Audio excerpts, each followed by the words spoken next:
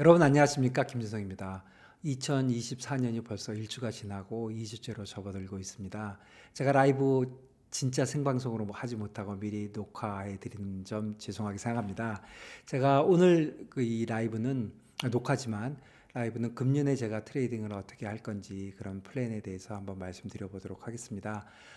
그래서 첫 번째로 잠깐 플랜을 말씀드리고 그 다음에 마켓 뉴스 저번 주에 있는 뉴스 하고 그 다음에 마켓 움직임 좀 보고 차트로 같이 보고 그 다음에 제가 작년에 가졌던 포지션들 제가 거의 다 정리했거든요. 그 포지션 정리한 내용 어떤 생각으로 정리했는지 뭐 제가 어떻게 생각하는 게 중요한 건 아니지만 저는 복귀하는 걸 좋아하거든요. 여러분들 바둑 좋아하십니까? 바둑 끝나고 나면 복귀하잖아요. 저도 복귀를 좀 하는 편입니다. 그때 이렇게 생각했는데 결국은 이런 거였구나. 이렇게 하면 다음에 포지션 잡는데 도움이 되더라고요. 그래서 그런 걸 좀 해봤는데 여러분들하고 같이 하고 싶습니다. 그리고 마지막으로 다시 이번에 금년의 트레이딩은 어떻게 할 건지 그런 플랜을 한번 짜보도록 하겠습니다.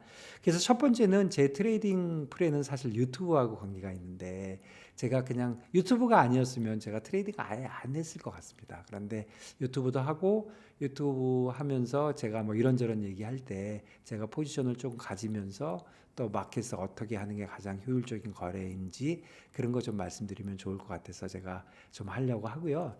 그러다 보니까 제가 작년에 유튜브 관련돼서 좀 말씀드리면 작년 3월 1일부터 작년 말까지 10개월 동안 제가 동영상을 127개 올렸습니다. 그런 대로 많이 올렸는데 작년에 사실 이베스트 증권에서 저 많이 도와주셨습니다. 무상으로 도와주셨고요. 진짜 좋으신 마음으로 새로 시작하는 유튜버들 도와주는 그런 프로그램에 제가 일환으로 도움을 많이 받았는데 작년 말에 졸업했습니다. 그래서 작년에는 이베스트 분들이 편집도 해주고 촬영도 해주시고 여러 가지 도와주셨는데 금년에는 완전히 제가 혼자 한다. 그러다 보니까 좀 버벅될 수 있다. 좀 이해해 주시고요. 사실은 제가 이런저런 라이브 관련돼서도 약속 드렸는데 약속 못 지키고 있는 이유는 뭐 핑계긴 하지만 제가 사실은 그 방송이라고 할까 그런 셋업을 다 집에다 해놨는데 제가 12월 달부터 여행도 많이 다니고 또 이런저런 이유로 집 바깥에 자꾸 있다 보니까 제가 지금 노트북으로 하고 있거든요. 근데 노트북에서 생방송하는 게 너무 어렵고 또 노트북으로 생방송을 하려니까 제 노트북이 맥북인데 맥북이 이베스트 그 증권사 그 사이트들이 하나도 안 떠요. 그러다 보니까 라이브로 하는 것이 사실 별로 의미가 없어졌거든요. 그래서 집에 제가 가가지고 이베스트 그 구자 띄워놓고 하는 경우가 아니라면 노트북으로 제가 찍는 경우에는 그냥 당분간 녹화분으로 하겠습니다. 그렇다 하더라도 월요일 날 아침 8시 30분부터 뭐 한 30분 좀 넘게 장 시작하기 전까지 되도록이면 일찍 끝낼 생각이고요. 진짜 라이브로 한다면 1시간 정도 하고 그리고 그동안 들쭉날쭉 12월 달에 했는데 이제 다시 규칙적으로 돌아가서 목요일 날 오후 5시 30분에 제가 비디오로 하나 만들어서 그거는 자막도 좀 달고 한 10분 내외로 하나 만들고 그런 식으로 해서 금년 1년도 한번 쭉 가보도록 하겠습니다. 여러분들 작년 1년 동안 진짜 별거 아닌 내용 진짜 그리고 여러 가지 테크니컬한 문제 많은 제 유튜브 많이 봐주셔서 너무 감사드리고요. 금년에도 제가 꾸준하게 작년 못지않게 작년에 127개 있잖아요. 그러면 금년에는 일주일에 2개씩 하면은 100개 정도 하는 거거든요. 제가 100개 정도 하는 거에 제가 약속을 못 지키는 경우가 없이 1년 동안 한번 열심히 해보고 거기에 절반은 제 트레이딩에 관련된 아이디어 같이 트레이딩을 하는 그런 쪽으로 갔으면 좋겠고요. 그래서 여러분들 혹시 이제 이 채팅창도 없고 하잖아요. 지금 녹화로 하니까. 그러니까 댓글 많이 남겨주시면 제가 댓글에 열심히 답을 해서 서로 소통을 할 수 있도록 그렇게 하도록 해보겠습니다. 그러면 첫 번째 라이브 녹화지만 한번 시작해 보도록 하겠습니다. 네, 여러분들 2024년 1월 8일 라이브입니다. 제가 제목을 워스트 위크라고 정해봤습니다. 이 첫 번째 차트는 S&P가 10주 만에 하락했다는 건데요. 이게 지금 S&P가 이게 지금 그래프로만 볼 게 아니라 오르고 내렸는지 이게 퍼센트거든요. 이렇게 보는 것도 재밌는 것 같아요. 저희가 쭉 내렸다가 돌아선 게 10월 말이잖아요. 그래서 한 번, 둘, 셋, 넷, 다섯, 여섯, 일곱, 여덟, 9번 9주 동안 오르다가 지금 저번 주에 처음으로 빠졌거든요. 그래서 2024년에 그 처음에 빠진 게 거의 10주 만에 빠진 거다 그런 얘기고요. 그리고 이 첫 번째 주에 이렇게 많이 빠지는 게 이게 거의 20년 만에 처음이랍니다. 이게 첫 번째 주에 그 연도별로 어떻게 됐냐는 건데 진짜 첫 번째 주에는 많이 올랐네요. 2023년에는 거의 뭐 5%, 그리고 작년이 5.5%나 올랐네요. 작년에 그랬던 것 같아요. 그래서 대부분 첫 번째 주는 다 이렇게 오릅니다. 그러니까 이게 진짜 뭐 산타랠리 뭐 이런 건가요? 그런데 22년에 내렸고 금년에 내렸는데 금년이 이때보다 조금 더 내렸거든요. 그러니까 이렇게 내린 적이 20년도 넘는다 뭐 그런 얘기 하는 거죠. 그래서 왜 이렇게 많이 내렸나 이렇게 생각을 해보면 사실은 연말 상승에 대한 후유증 그런 게 좀 있는 거 아닌가 이런 생각 들고, 또 하나는 페드 폴리시에 대한 걱정이 좀 있다. 뭐 이자율에 대해서 페드는 점도표에서 3번 내린다고 했잖아요. 5.5에서 4.75까지 내린다고 했는데 지금 시장의 예상은 6번, 그러니까 150bp 내려서 5.5가 4%가 된다는 거였잖아요. 그런데 지난 1주 동안 좀 변화가 있어가지고 한 150bp가 아니라 한 140bp 정도 내릴 것 같다. 이런 게 지금 수합 시장의 예상인데, 그렇다고 보면 한 10bp 변한 건데 이렇게 많은 변화가 있었던 건가? 사실 뭐 뉴스도 그렇게 많지는 않았잖아요. 뭐 고용 뉴스가 있었지만 뭐 그렇게 놀랄 만한 뉴스들은 없었는데, 그러니까 결국은 제가 보기에는 조금 프로핏 테이킹 쪽 아닌가. 그러니까 요거 다시 한번 보시면 여기서 9주 동안 10주 동안 올랐던 거에 대한 약간 프로핏 테이킹인가 아닌가, 이게 오른 거에 추세가 전환된 거다 이렇게 보기에는 좀 어려운 것 같고요. 뭐 세상일 알 수 없는 거니까 다음 주 한번 보시죠. 다음 주 어떻게 돌아가는지 보는 게 중요한 것 같습니다. 그리고 사실 저번 주에 애플에 관련된 뉴스는 좀 있었죠. 애플에 관련돼서 좋지 않은 뉴스들이 좀 있어가지고 애플이 여기 생각보다 이게 저번 주거든요. 이게 많이 빠지긴 했습니다. 그러다 보니까 요게 지금 파란색이 마이크로소프트 마켓 캡이거든요. 시가총액. 그리고 하얀색이 애플의 시가총액인데 이게 여기가 2021년 12월이거든요. 이때가 잠깐 높았네요. 마이크로소프트가. 이때가 높았는데 이 이후에 22년, 23년, 그러니까 2년 넘게 계속 높았죠. 그랬는데 요번에 잘못하면 역전될 것 같다. 뭐 이런 그래프를 블룸버그에서 그렸네요. 근데 그동안 격차가 많이 났었습니다. 이게 요만큼이 1조 달러잖아요. 한 칸, 두 칸, 세 칸, 네 칸이. 그런데 지금 한 칸, 두 칸, 세 칸 정도 여러 번 차이 났으니까 한 0.7, 0.5 이상, 0.5 트릴리언 이상, 뭐 5천억 불 이상 차이가 유지되다가 최근에 확 줄었는데, 이렇게 픽업한 건 여러분 아시다시피 AI 관련된 거에서 올랐고 지금 애플의 이슈가 있어서 변할 수도 있다. 뭐 이런 그래프도 하나 있었고요. 그렇지만 저는 개인적으로 애플 괜찮은 걸로 봅니다. 애플이 지금 생산성 아니면은 창조성 이런 거에서 조금 문제가 있다 이렇게 보는 것 같은데, 애플이 항상 그런 시장의 걱정을 한두 달 내에 항상 뒤집어 놨으니까 뭐 이제까지 그랬던 애플이 갑자기 이번에만 안 그런다 이렇게 보기는 좀 어렵다 이렇게 봐지고, 애플이 좀 돌았을 걸로 저는 개인적으로 보고 있습니다. 그리고 재밌는 건 뭐냐면 저희가 애플하고 마이크로소프트 얘기를 많이 했는데 여러분들 마켓캡을 한번 생각해 보시면요. 제가 이 그림표 보고 되게 재밌었는데요. 마켓캡이 지금 우리 빅7 있잖아요. 애플, 마이크로소프트, 아마존, 엔비디아, 알파벳, 구글, 테슬라, 메타인데 이게 전 세계 올 컨트리 월드 인덱스거든요. 그러니까 전 세계에 있는 주식시장의 마켓캡 비중이 이 7개가 이게 15%고 이게 20%니까 17%쯤 됩니다. 이 7개 회사가 전 세계에 지금 상장되어 있는 주식의 17%라는 겁니다. 그러니까 엄청 큰 거죠. 그러니까 주식시장이 내년에 오른다 내린다를 얘기할 때 이 7개 회사를 얘기하지 않고는 사실 앞뒤가 전혀 안 맞는 겁니다. 그래서 이 7개 회사는 약하지만 다른 회사는 좋아질 거야. 이런 게 과연 가능한, 말 자체가 가능한지가 불분명할 정도로 이 회사들의 이 마켓캡이 커졌습니다. 얼마나 커졌냐면 각 국가별로 보면은요. 일본이 전체의 5% 조금 넘습니다. 그러니까 미국은 뭐 훨씬 위에 있으니까 일본이 5%좀 넘고 그 다음에 프랑스, 중국, 영국이 비슷한 것 같아요. 요 사이즈가 순서대로 된 건지는 잘 모르겠는데 그런데 어쨌든 이 네 개의 나라를 다 합쳐도 15%가 안 되거든요. 이 네 개의 나라를 다 합친 것보다 7개 회사가 더 큰 거예요. 그뿐만 아니라 애플이나 마이크로소프트는 일본보다는 좀 작지만 뭐 영국, 중국, 프랑스 각 나라 하나보다 이게 더 큰 거예요. 그러니까 참 할 말이 없는 거죠. 그래서 이 빅세븐이 어떻게 될 거냐가 마켓의 관건이다. 그러면 왜 빅세븐이 이렇게 커졌냐? 뭐 저도 잘 모르겠는데 제 개인적인 생각으로는 글쎄요. 팬데믹 이후에 세상이 많이 변하다 보니까 이쪽으로 좀 간 것 같고 결국 팬데믹 이후에 세상이 이자율도 높아지고 모든 삶의 형태가 좀 바뀌면서 결국 기술 개발이 더 중요하게 됐고 기술 개발이 더 중요하게 되면서 이런 회사들이 각광을 받고 이 회사들이 세계를 움직일 거라고 믿는 거죠. 그리고 또 하나 잊지 말아야 될 거는 7개 회사가 전부 미국에 있는 거죠. 그래서 미국의 영향력이 점점 커지고 있다. 뭐 좋은 건지 나쁜 건지 모르겠지만 어쨌든 결과적으로는 그런 것 같습니다. 그다음에 두 번째 외환시장 좀 보면은요. 지난주에 yen이 2.6%나 빠졌습니다.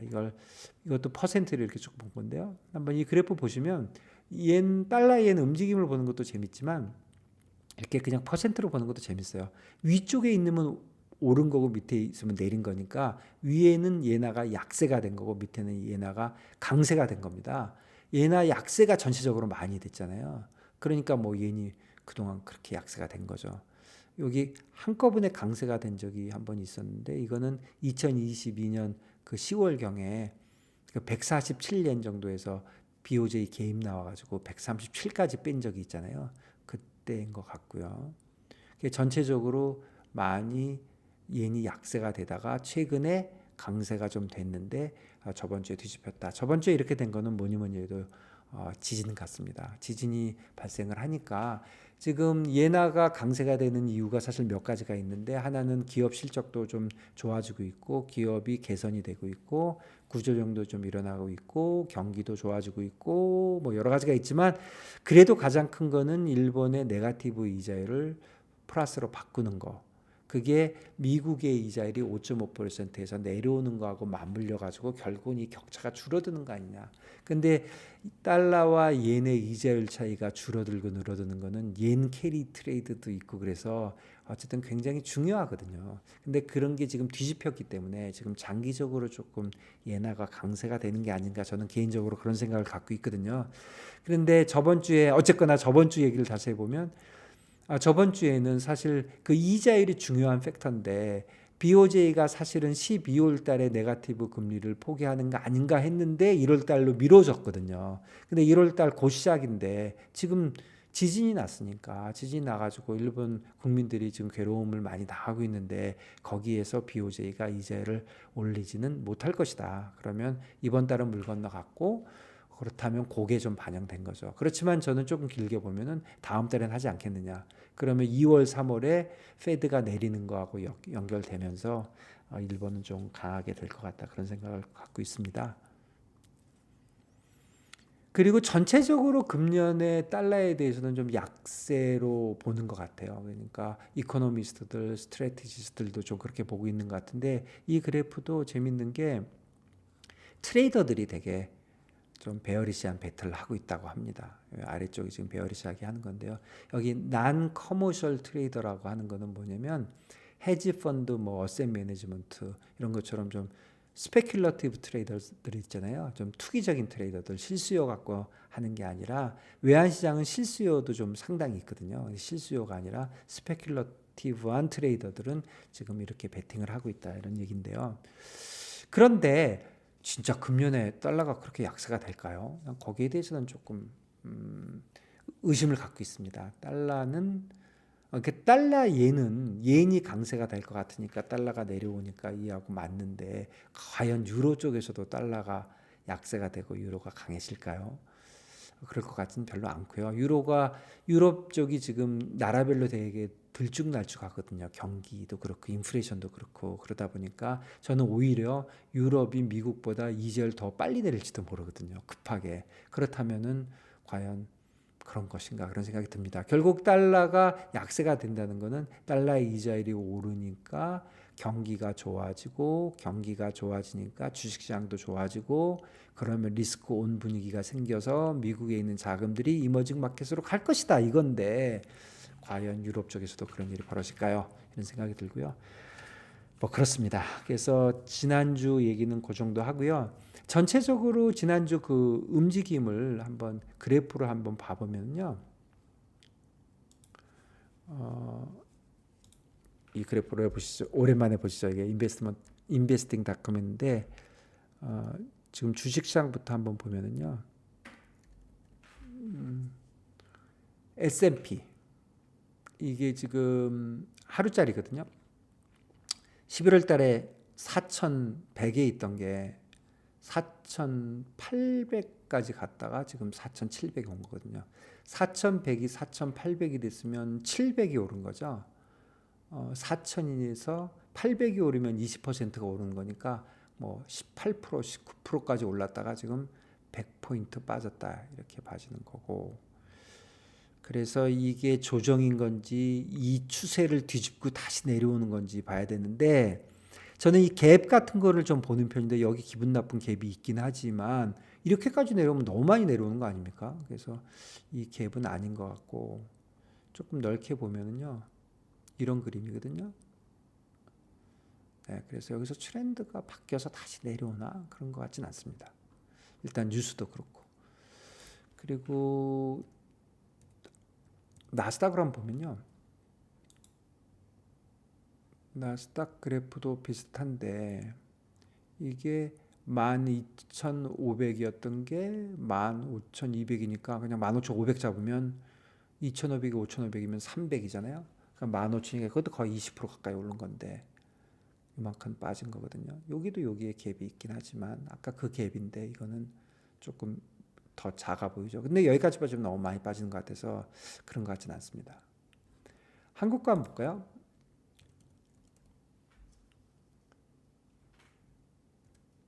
이 코스피 지수인데 이것도 뭐 비슷하게 11월 달에 올라서 이 정도 오르고 우리도 2,300 밑에서 2,700까지 갔다 왔으니까 저희도 그런 대로 많이 올랐는데 우리도 그런데 미국보다는 좀 덜 오르고 빠질 때는 오히려 조금 더 많이 빠지고 뭐 그런 게 좀 있고 그리고 제 생각에는 코스피를 자꾸 볼 게 아니라 코스피 200을 보는 게 맞는 것 같아요.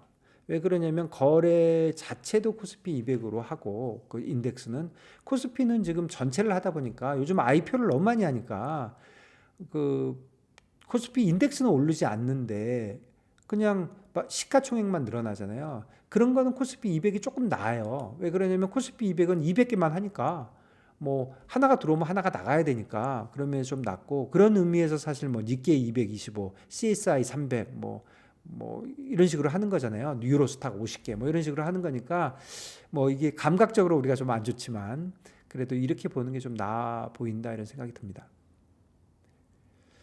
그리고요, 제가 작년에 이 코스피 관련돼서 포지션이 좀 있었잖아요. 그 결과가 어떻게 됐냐면 좀 말씀드려 보겠습니다. 제가 보통 이런 거래를 하고 나면 복귀를 하는 편이거든요. 근데 복귀는 좋은 거예요. 복귀를 해서 내가 그때 어떤 판단을 했고 어떻게 맞았냐.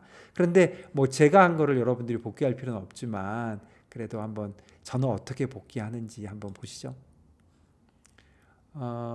제 포지션이 작년에 이거였는데 요거 이렇게 보여놓고 해볼게요. 제가 어떻게 됐냐면 2023년 9월 25일 날 한 계약 사고요. 한 계약이 이제 코스피 한 계약이면 한 8,500만 원 정도 되는 건데 그 저기 액면으로 제가 한 계약 사고 10월 5일 날 세 계약 사고 12월 11일 날 이거 롤오버 하고요. 롤오버는 마이너스 0.7에 했고요. 왜 그러냐면 이게 12월물하고 3월물로 바뀐 거니까 디스카운트 되거든요. 배당 때문에. 그래서 마이너스에 한 거고 그리고 제가 12월 20일 날 두 계약을 팔았고 1월 2일 날 두 계약 팔아서 지금 포지션 스퀘어 됐습니다. 그래서 10월, 11월, 12월 한 3개월 조금 넘었는데 이번에 뭐 그런 대로 한 3천만 원 정도 벌었거든요. 그러니까 많이 벌은 편인데 결국은 3억 5천 정도 노셔널에서 3천만 원 벌었으니까 8% 정도 움직임을 3개월 동안 잡았다 이런 건데 뭐 잘한 건데 제가 잘난 척을 하려고 그런 게 아니라 그렇지만 제가 뭐 어떤 문제가 있었는지 그런 거 한번 좀 보고 싶거든요. 다시 복귀를 해보면 복귀를 해보면 제가 9월 25일 날 샀는데, 이거는 지금 퓨처스가 아니고 인덱스니까 조금 차이는 있지만 인덱스로 보는 게 더 나을 것 같아요. 제가 9월 25일이면 9월 25일 밑에 날짜 보이시죠? 여기거든요. 여기에요. 여기에 기본적으로 330 근처에서 내가 사겠다고 한 거죠. 여기서 산 거예요. 근데 살 때는 지금 이 뒤쪽 그림이 안 보이는 겁니다. 이쪽 그림은. 여기서 이 전해를 보면은 내가 왜 샀는지를 추측을 해보면 지금 딱 여기거든요. 그 전에 330만 되면 뭐 이렇게 되는 거예요. 이렇게. 여기도 330, 여기 330이잖아요. 이거 330이고, 뭐 아무리 길게 봐도 뭐 330이면 좀 버티지 않겠나 이런 생각한 거죠. 9월 달에 여기죠. 9월 달에. 그리고 제가 솔직히 어떻게 생각했냐면 330이지만 320 가면 무조건 더 산다.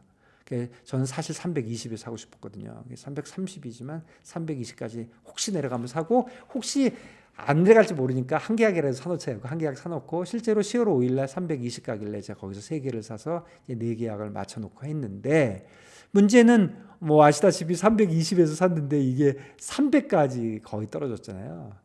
이때 떨어질 때 이때 저도 이거 스탑로스 해야 되나 말아야 되나 이런 생각 많이 했는데, 저는 기본적으로 이렇게 많이 빠졌을 때 여러분들 기억나신지 모르겠는데, 이게 시발점이 뭐였냐면, 미국의 10년짜리 국채 금리가 5% 돌파하면서 미국의 S&P 빠지면서 한국의 코스피가 빠진 거거든요. 근데 저는 그때 어떻게 생각했냐면, 일단 300이니까 버텨보자 이런 것도 있었고, 저는 사실 300 밑으로 가면 스탑로스 할 생각은 있었어요. 근데 300에서 버텨보고 300 밑에까지는 버텨보려고 했는데, 가장 큰 이유는 뭐였냐면, 지금 생각해보면 미국 금리가 5%까지 갔는데 이게 약간 페이크 같다 그런 생각을 좀 했거든요. 그래서 그 얘기는 좀 이따 본드 얘기할 때 좀 얘기하도록 하고요. 어쨌든 여기서 그런 식으로 사가지고 이렇게 됐고, 그리고 이게 다시 급하게 올라오면서 요 정도에서 이제 본전이 됐거든요. 제가 요번 트레이딩에서 돈을 벌게 된 이유는 여기에 있는 것 같아요. 처음에 포지션을 잘 잡은 것도 아니고,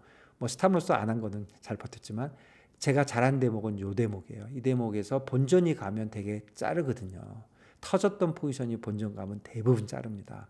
근데 거기서 제가 버티고, 이거는 아니다, 이거는 좀 이자율 쪽에서 돌아설 수 있다, 그 믿음을 가지고 쭉 가져가서 내가 350에 뭐 반 자르고 360에 반 자르겠다 이런 생각을 갖고 있었거든요.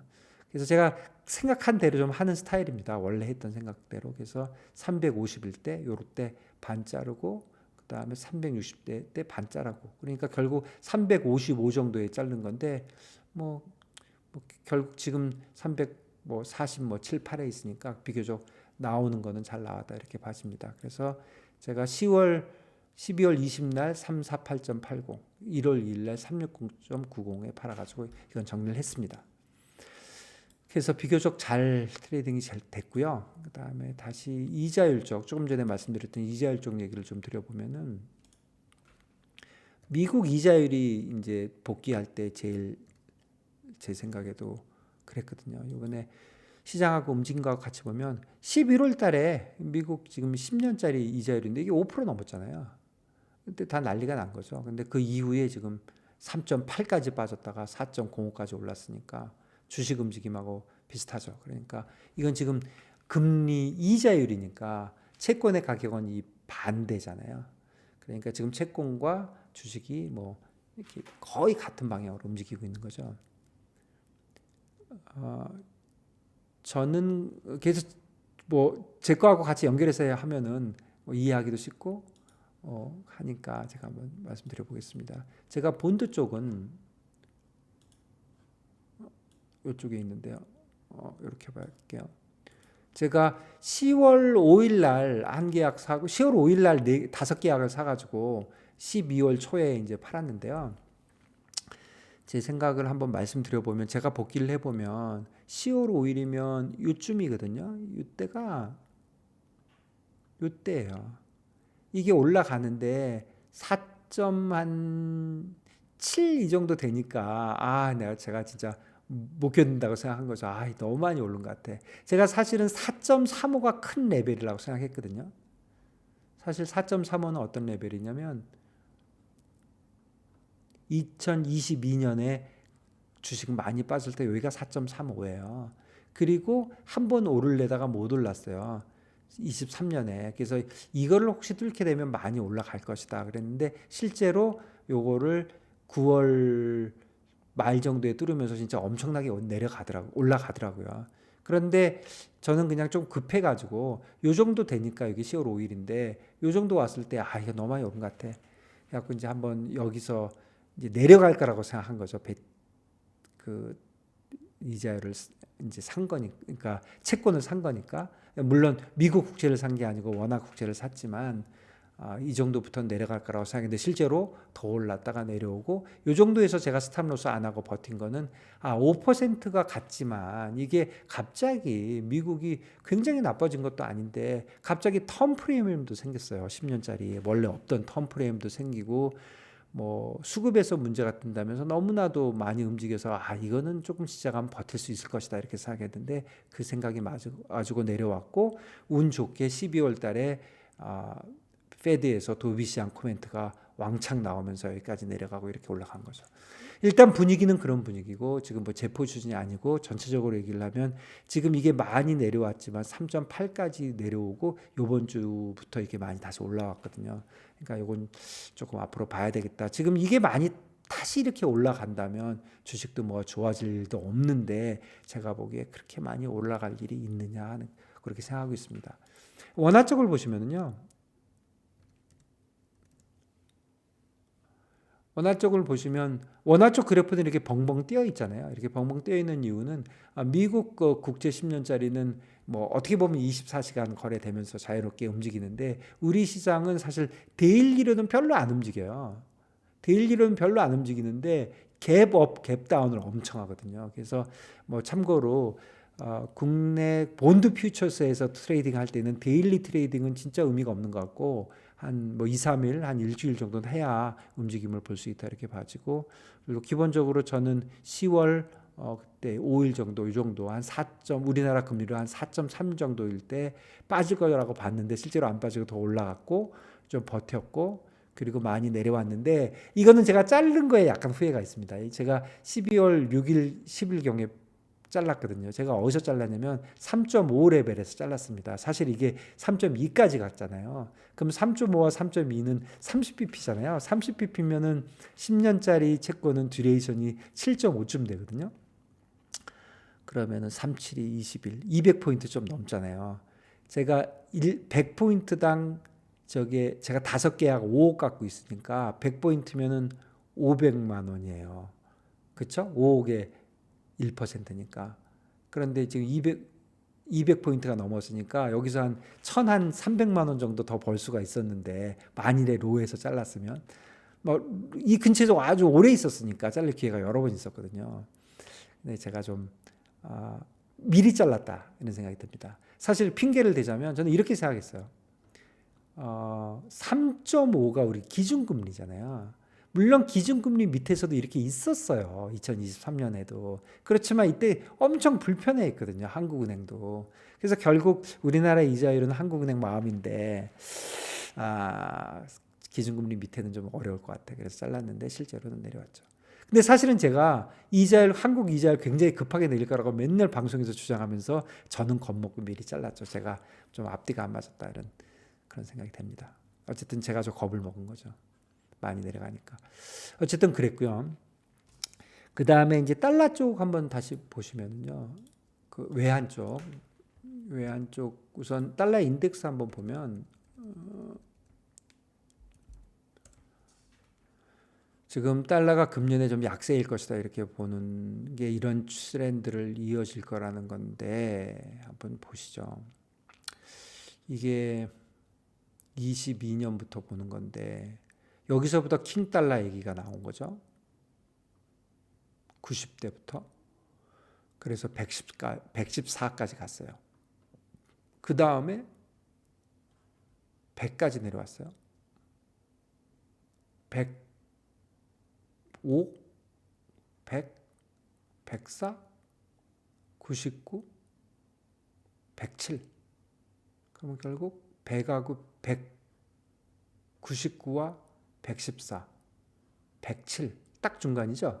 딱 중간, 다시 100, 102. 어떻게 보이십니까?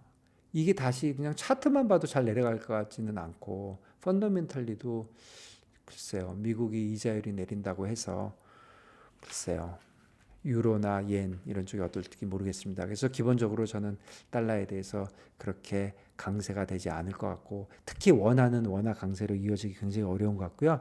원화 강세가 어려워지는 이유는 저는 개인적으로 우리 원화는 수출입 쪽에서도 문제가 있고 이자율도 미국보다 더 빨리 내릴 것 같고 이자를 빨리 못 내린다 하더라도 우리 PF 문제 때문에 돈을 많이 풀을 것 같고 그리고 한국은행 의지도 작년처럼 물가 걱정이 돼갖고 강력하게 달러 셀링 개입을 할 것 같지도 않고 실제로 내려갈 때는 놔둘 것이고 그러면 그동안 눌러놓은 게 있으니까 덜 내려갈 것이고 우리나라 자본시장도 최근에 국제 스탠다드하고 많이 벌어지고 있지 않습니까? 뭐 공매도나 이런 거 어쨌든 스탠다드에서 벌어지는 거는 환율에 좋을 건 없는 거거든요. 그리고 MSCI 관련돼서 무슨 환율 개방한다고 뭐 그런 얘기 작년 초에 많이들 떠들었지만 일어난 거 하나도 없고 글쎄요. 자본시장 쪽에서 자본 유출이 계속적으로 있을 것 같다 이런 생각이 들어서 우리나라 원화가 강세로 돌아가기에는 굉장히 어려울 것 같다. 그게 제 개인적인 생각입니다. 그리고 저 환율 관련된 트레이딩은 이건데요. 제가 조금씩 갖고 있었던 건 다 그냥 잘라 먹었고요. 그래서 뭐 벌금 터지고도 별로 없고 그리고 최근에 제가 옌원 다시 한번 보여드릴게요. 옌원에 관련돼서는 제가 11월 여기 850 정도 갔을 때 이때 겁나긴 했는데 여기 살짝 올라오길래 야 이거 850이 바닥 아니야 이런 얘기를 제가 했던 것 같습니다. 여러분들 기억나십니까? 제가 11월 말 정도에 제 이 유튜브 라이브에서 제가 비교적 강하게 주장을 했습니다. 왜 그러냐면 제가 그때 믿었던 이유는 얘기했던 일본의 기업 개선도 있었고 외국인 자금 들어가는 것도 있고 이자율 쪽도 있기 때문에 일본이 돌아왔을 거란 생각을 좀 했거든요. 그래서 그리고 또 차트상에도 여러 개 걸렸고 그런데 운 좋게 제 말이 진짜 그야말로 잘 맞았습니다. 그래서 8.7이었던 게 9.3까지 가고 다시 엊그저께 그 일본 지진 때문에 이렇게 내려왔는데 저는 장기적으로 이거 8.5는 간다고 생각합니다. 2월, 3월에 8.5, 그다음에 연말까지는 10 정도는 가지 않겠느냐. 그래서 원예는 저는 비교적 강하게 보고 있고 그래서 옌이 제일 강세일 것 같고요. 그다음에 달러, 그다음에 유로, 그다음에 원화가 제일 약세일 것 같다 그런 생각 갖고 있고요. 그래서 제 포지션도 사실은 비슷하게 해서 그 옌원을 사실 제가 포지션 얼마 안 갔어요. 한 8만 정도밖에 안 갔거든요. 제가 이 CME에서 달러엔 트레이딩을 처음 해보는 거라 제가 좀 작게 했고요. 그래서 그쪽에서 한 뭐 꽤 남아서 지금 한 5, 600만 원 남고 제가 엊그저께 그리고 $1만 안 오르길래 그냥 1월 2일 날 1302원에서 8계약 많이 사지 않고 한 1억 원어치 샀는데 그게 좀 올라서 거기서 한 100만 원 정도 벌고 있고 그래서 사실 이제까지 제가 9월 1일부터 트레이딩 시작한 건데 사실 되게 좋습니다.